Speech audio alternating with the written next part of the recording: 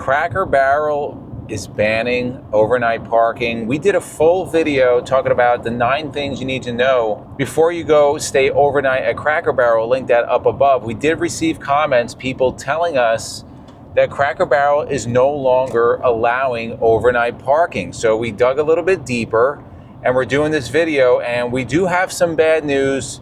There is some good news that we're going to get to at the end of this video. If you want to learn more and follow us for informational videos, which we release very often, please make sure you hit the subscribe button. Make sure the notification bell's on. And look, there's a deer right in the middle of the road. Oh boy. Go ahead, go back. Oh boy. There you go. Okay.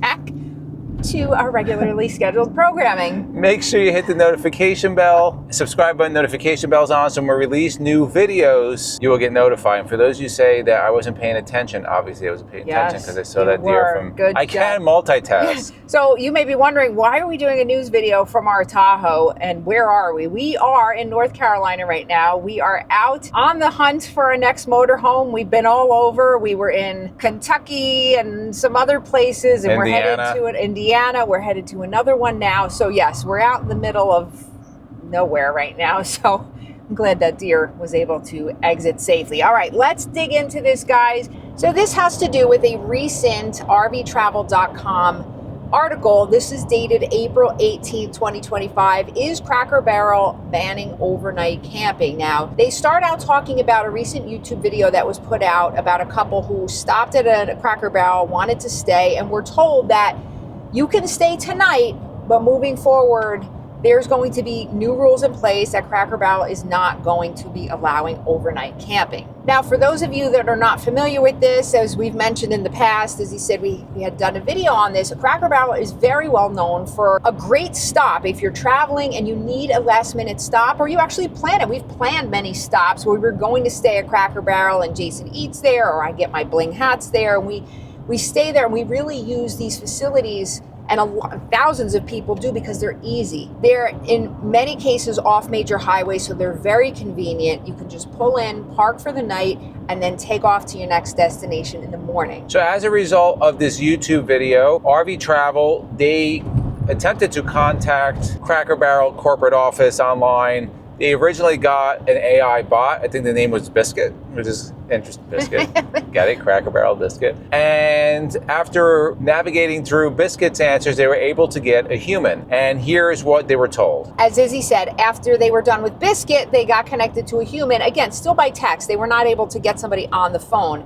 So this is what the customer representative told them. Quote, "I would like to inform you that many of our stores have designated parking spaces available for RVs and buses. To find out which locations are accessible for RVs, please visit www.crackerbarrel.com/locations. After entering your location or destination, you will see a list of nearby stores. In the store's information section, it will indicate whether that location has designated RV and bus parking spaces. Please note that our stores are currently unable to accommodate overnight parking."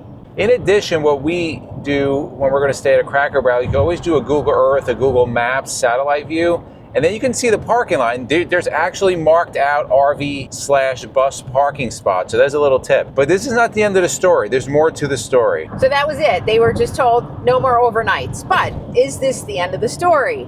After another wait, a lengthy wait, they said, they were told, quote, "Some Cracker Barrel locations do allow it, while others may not. The decision is at the discretion of the individual restaurant manager.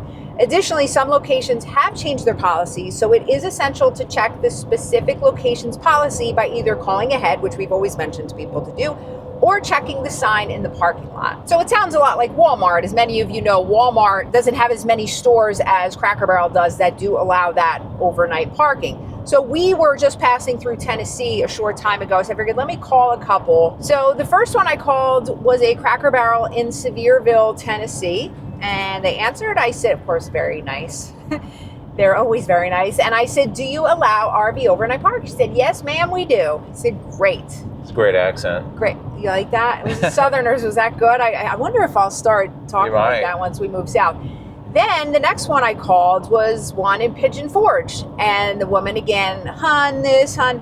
But she said, "No, we do not. There is a city ordinance against this now. If you're not familiar with that area of Eastern Tennessee, Sevierville and Pigeon Forge are within minutes of each other, very close, half hour of each other. So 2 locations in the same region of Eastern Tennessee, but one allows and one doesn't. So does this mean that you can't camp, that you can't stay overnight at a Cracker Barrel? Absolutely not. At this point, as of the making of this video, we're just telling you to call the specific Cracker Barrel that you are headed to or going to be traveling near, so you can double check with that specific location if you are able to stay there. I've also been reading on Facebook too, and in different forums and groups, there are plenty of people that are still staying at Cracker Barrels for an overnight stay. Again, make a phone call and just double check. Now, this may quickly change, and many more, as this woman said, there may be more cities that start to change this rule. So just keep your eye open, keep calling, and let's hope that this doesn't change, because it is really a convenient way to stay. Now, the Pigeon Forge location was an ordinance, a city ordinance that passed that. So what's the quickest way to ruin this as RVers is taking advantage of things, not patronizing the business, staying more than one night, setting up camp, right? Campfire, propane, chairs, just doing things that you're not supposed to be doing. I know we said this in other videos. The Cracker Barrel or the Walmart or Bass Pro Shop stop should be just that, an overnight sleep and leave. That shouldn't be your destination to now go tour the area. That's the quickest way to ruin it.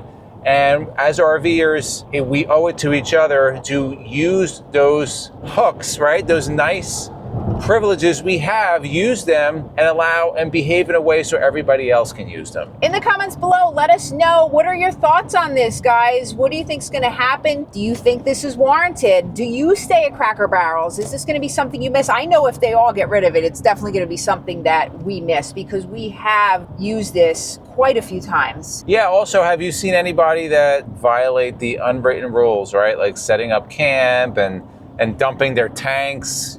Oh, God. You know what I'm talking about.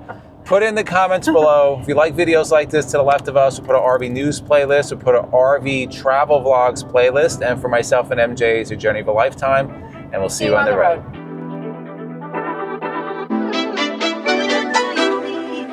I kinda adore you, but don't get too proud.